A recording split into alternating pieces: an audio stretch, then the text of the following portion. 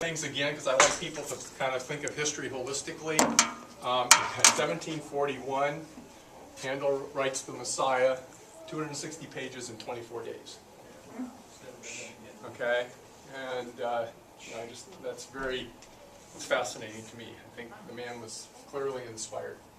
You also have some people who became very much antagonistic towards Christianity in this time frame as well, laying the seeds of the French Revolution and the next French Revolution. the many next French revolutions. And the Russian Revolution was really founded in this, and so on. So, in fact, most revolutions can trace themselves back to the French Revolution, not back to our so-called revolution, because there's a world of difference. Okay. So, if you remember back at the beginning of the class, one of the things that we did is we went through the Declaration of the United States, Declaration of Independence, and we looked at several of the phrases, and I just want to kind of, again, review some of those today. One of the key ones, and the one that has a lot of debate even now, is what does this laws of nature and nature's God mean? And so I thought I'd pull out one of the people that a lot of people like to quote, John Locke, and just share his view of this. Even though sometimes Locke is condemned in Christian circles because he was, what I want to say, maybe not quite 100% orthodox and everything, but he lived in such a time in which the basic presuppositions he had were fundamentally Christian. Okay? And so he had a Christian view, an orthodox view of what natural law was, and we went to great pains early on to talk about the fact that natural law was a legal concept that came out of Christianity. It didn't come out of the Enlightenment, and in fact, it predates the Enlightenment by a couple of hundred years. So the laws of nature, this is Gary Amos in defending the Declaration. He says, the Declaration of Independence makes the Bible a fundamental part of the legal foundation of America. By referring to the Bible in two distinct ways, the phrase laws of nature and of nature's God incorporates, by reference, the moral law of the Bible. You remember what the biblical basis was for this? You should all know this. What's the biblical basis for the laws of nature and of nature's God? Remember we talked about there's two kinds of law. There's what? There's natural law and there's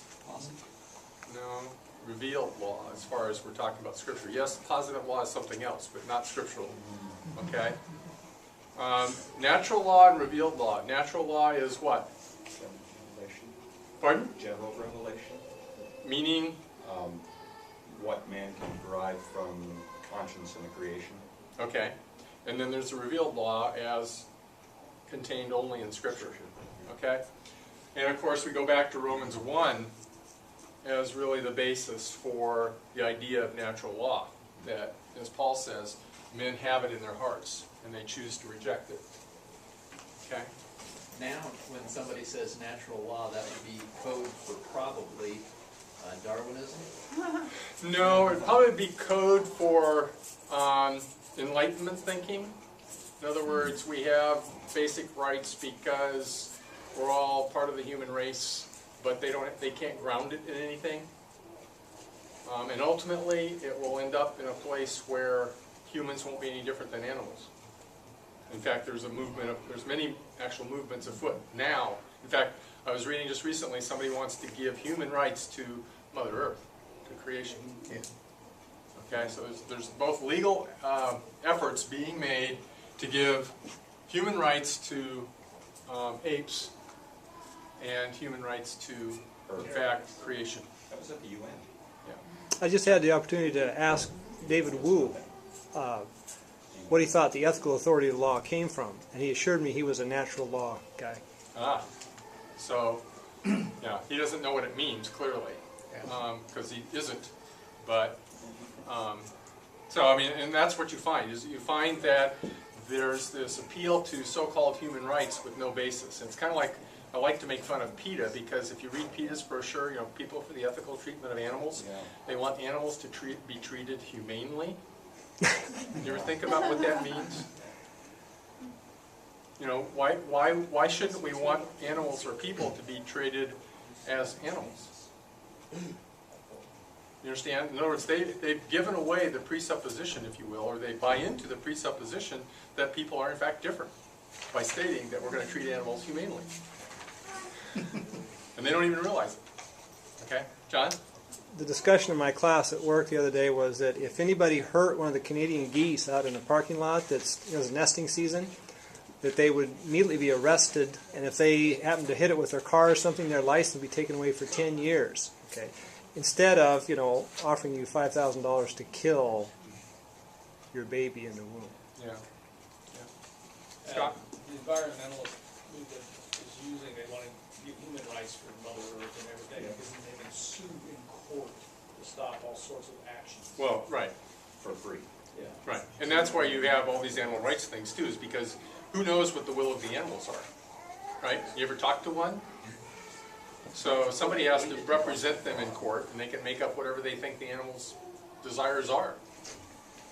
Okay? So anyway, here's a second quote from Locke, who actually borrowed from an earlier Puritan pastor, Thomas Hooker. So just again, be aware that Locke did not have an understanding of human reason that the people today, like David Wu, think he did. Okay? People think that Locke elevated human reason above God, and certainly in some of his writings you can make that case, but it's clear from his writings, if you read them all, and if you read them in context, that's not the case. Self-evident truths is another quote from the Declaration. What does that mean? Again, the idea that these truths were things that every man knew in his heart by nature, and by the fact that he's a member of the creation, that he was created by God.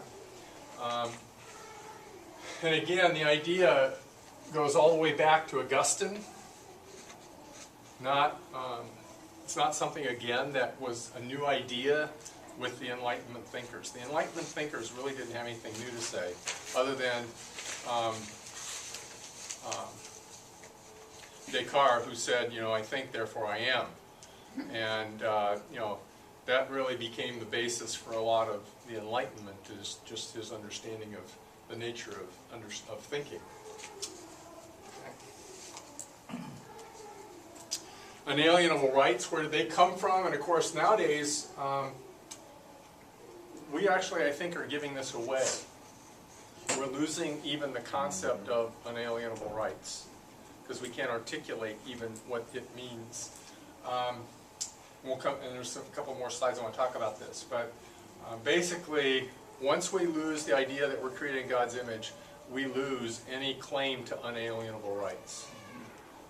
Okay? And so, you know, it's an important concept. It's a concept that points back to Christianity, as does, in fact, the consent of the governed, which goes back to the covenantal laws of the Old Testament. So, just, again, moving very quickly through these things. Then we talked about Christian revolution. What did that mean? What did it mean for a person to be a tyrant? When could Christians remove a tyrant by force?